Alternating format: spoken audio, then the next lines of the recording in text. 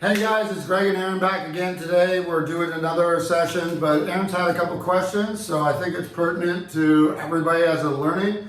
And I think this is really a great thing, even though Aaron's had years of Brazilian Jiu-Jitsu and stuff, the knife thing is still relatively new. And there's a lot of really good questions that people ask. So today we're gonna step off and we've got 2 or 3 questions. Let's start with the first one you were talking about.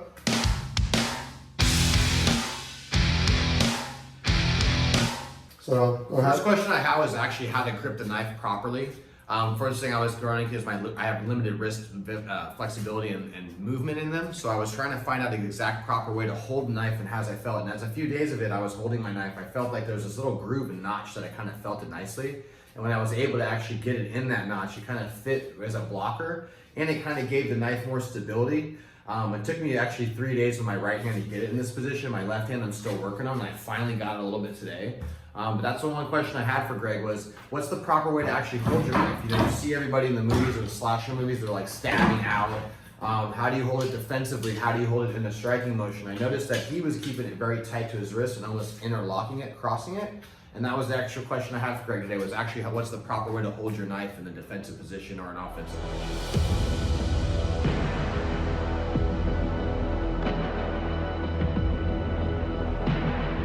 So that's really good, and I love these questions. This is exactly what we want from you guys. You saw that we were doing this rolling, so we're doing the open palm circles, okay? So we should always practice that rotation. Now that you're practicing it like this, okay, this is fine, but look at where my elbow is going. What did I say about the elbow? Keep it in the center line. So in order to keep it in the center line, you've got to move your hips. So if I back up, you're moving, so whichever way I'm going, the elbow is going to stay in that center. As you get there, that same roll becomes a small circle roll, okay?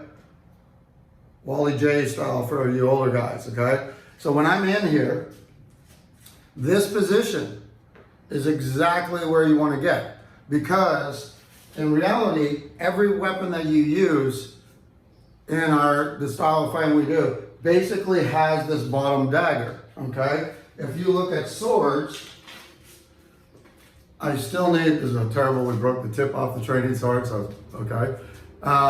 So we're here, you look at that same position. See how we backstop that on the blade? This is a very secure position. It's a safety position zone, and if I can do that, if Aaron grabs my hand in any way, okay, I can go over and take control. If you hold on, or if I trap this hand here, he's going down, and we're gaining it now into the grappling positions.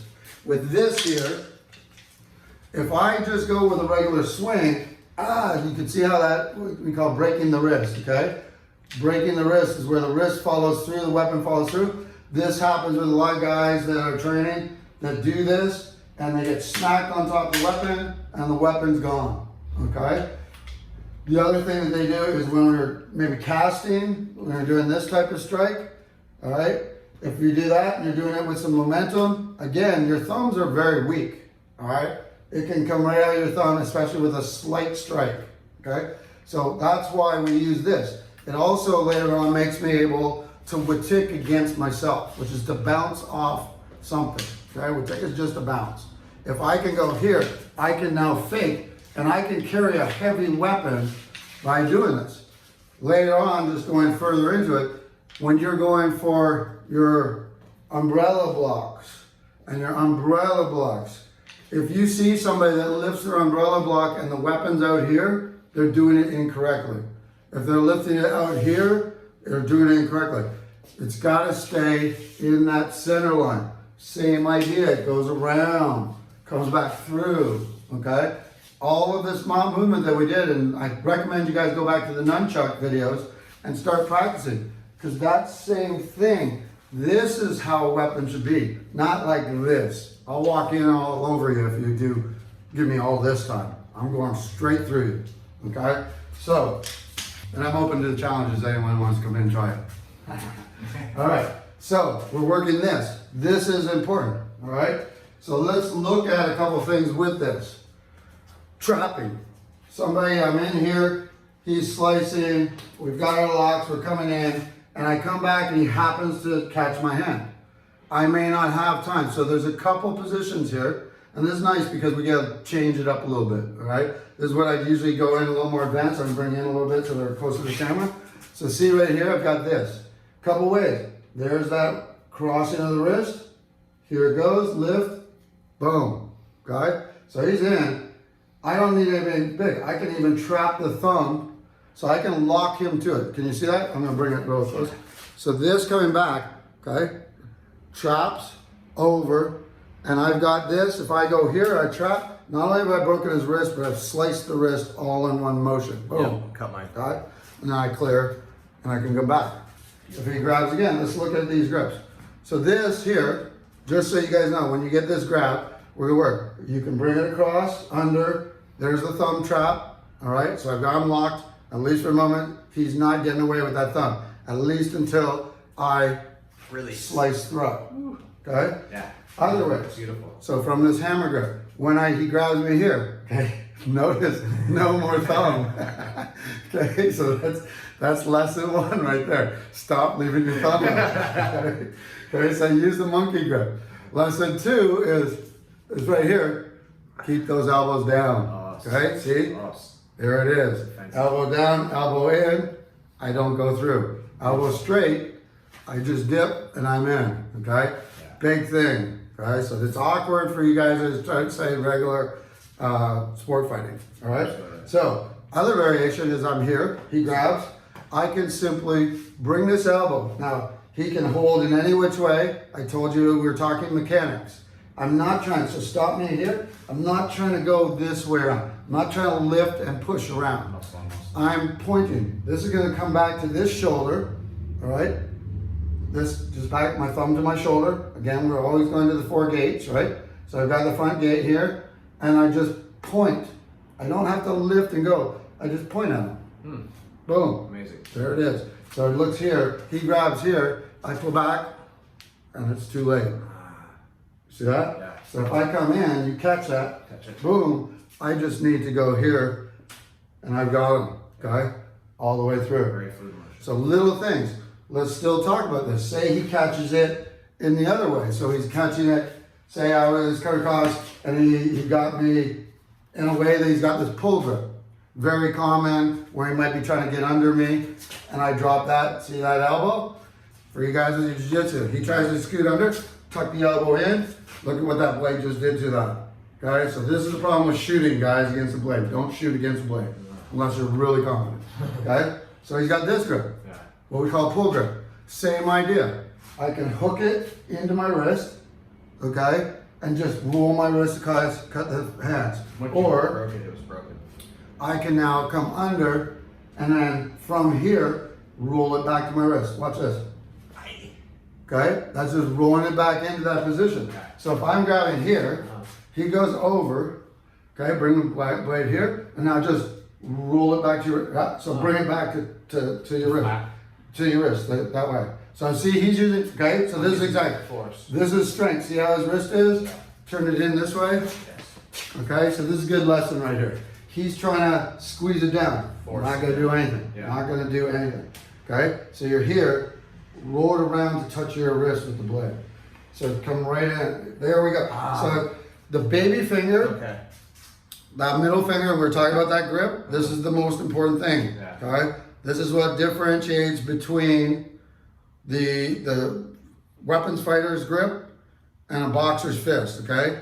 We're gonna talk about that because that was his second question as well. So when we're here and he grabs my wrist, okay, I'm coming over, all right? So we're coming over this way and I'm gonna bring my wrist, my baby finger back to touch my wrist. See this? I'm going back to touch.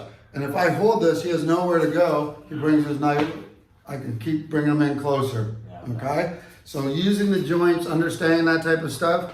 And if you're doing it, it shouldn't feel like you have to use strength. So see how he's doing a muscular thing and he's turning it under. So this is a little tricky. Again, grabbing here. Okay? So I grab over, grab on the wrist. So we're into this type of grip. I come over. All right? And if I'm doing this, I'm doing a fuchsia. See, I'm sort of rolling around. Yeah. I could keep my elbow in, which makes it tighter. Do this if he's like got bad wrist, okay? But here is where you want to be, and I'm just gonna go in as though I'm doing like right here. Yeah. So this is gonna come over and not go this like this way, but it comes over and rolls the blade back towards me. Ah. See? So the blade ends up touching the back side of the blade, ends up in that position. Gotcha. You're going. So as I'm here, it goes over, blade facing all the way to the back of the blade, and I want to bring that blade to touch the back of the blade. So not this way, but this way. See, it's a little different. So you're going over and rolling back in. So it should cross your wrist right here. So once again, so go ahead. He goes over. Now, there it is. There it is, right? Okay? And I'm going to tell you, so right here, if you're in camera, like, when you do this, what's the difference? So that's it. Do you see? I just that it's that it's that flex, that little flex, but it's not this way, and it's not flat across. It's a spiral dynamic movement. Yes. And that's what Jing Shen is made out of. We'll explain spiral dynamics. Basically, a quick lesson on that is you see your karate styles, which are very linear, okay? You see your jiu-jitsu styles, which are very circular, like we're moving in a lot of circular motion.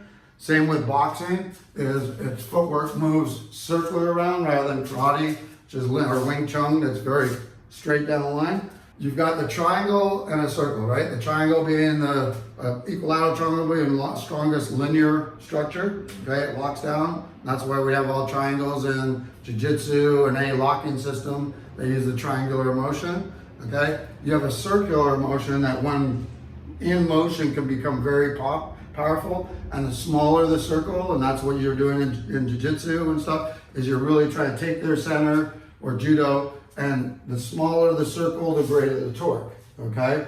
And that's why we say, take the space out of grappling, okay? And karate, they want the space because they want the line. What we're doing is, if you think of a triangle here, and a circle around it, okay? Basically, if you took your towel or a ribbon and you kept twisting it over and over, and I'm going here, you're gonna have that ribbon incorporate the circle along those triangle points. So it's gonna go here, here, here, and you're gonna get a spiral motion.